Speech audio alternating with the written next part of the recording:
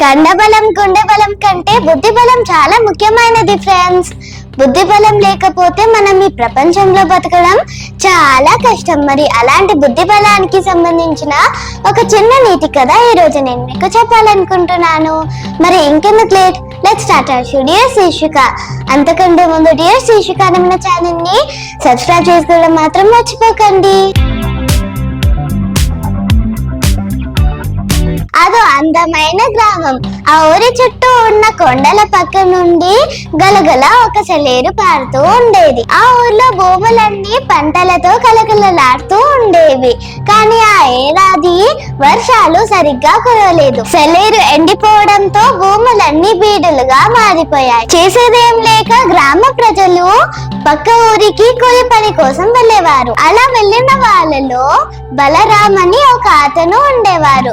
పేరుకి తగ్గట్టుగానే కండలు తిరిగిన బలవంతుడు. ఎంతటి బరువునైనా సునాయాసంగా ఎత్తేస్తాడు. ఒక కట్టెల వ్యాపారి దగ్గరికి వెళ్లి ఏదైనా పని ఉంటే ఇప్పించరా అని బలరాం అడుగుతారు. అడవులకి వెళ్లి చెట్లు నరకగలవా అని వ్యాపారి అడుగుతారు. దానికి బలరాం సరేనంటాడు. రోజుకి నువ్వు ఎన్ని చెట్లు నరికితే దాన్ని బట్టి నీకు జీతం ఇస్తాను అని ఆ వ్యాపారి అంటాడు. దానికి బలరాం సరేనని గొడ్డలి భుజాన వేసుకొని అడవిలోకి వెళ్తాడు. స్వతహాగా అతను బలవంతుడు కావడంతో ఒక్క రోజులోనే ఉత్సాహంగా 10 చెట్లను నరికేస్తాడు. అతని పనితనాన్ని చూసిన వ్యాపారి బలరాం ని మెచ్చుకుంటాడు. దాంతో బలరాం సంతోషంతో తృప్తిగా భోజనం చేసి నిద్రపోతాడు. మరునాడు అదే ఉత్సాహంతో బలరాం చెట్లని నరకడానికి వెళ్ళాడు. కానీ 8 చెట్లనే నరికాడు. అతని సామర్థ్యం మీద బలరాంకి అనుమానం వచ్చింది. ఆ మరుసటి రోజు కూడా అతను అడవికి వెళ్ళాడు. కానీ 4 చెట్లు నరికాడు. రోజు రోజుకి అతను చెట్లు నరికే సంఖ్య తగ్గిపోతూ ఉంది. ఏమైంది నాకు? నా బలం నెమ్మదిగా రోజు రోజుకి తగ్గిపోతూ ఉంది. ఇదేమైనా రోగమా అని అతని కండల పైన అనుమానం వస్తుంది. ఆ రోజే అతని యజమాని దగ్గరికి వెళ్తాడు. అయ్యా, నాకేదో జబ్బు చేసినట్లుంది. రోజు రోజుకి నా బలం అనేది తగ్గిపోతూ ఉంది. ఇంకా నేను పని చేయలేను, నన్ను పంపించేయండి అని యజమానితో అంటాడు బలరాం. కాసేపు ఆలోచించిన వ్యాపారి ఏది నీ గొడ్డలి తీసుకురా అని అంటాడు.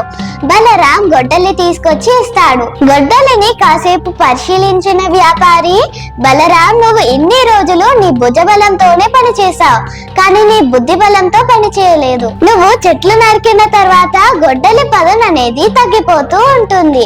వెంటనే దాని పదను చేయించాలి కదా, లేకపోతే అది మొద్దు పారిపోతుంది.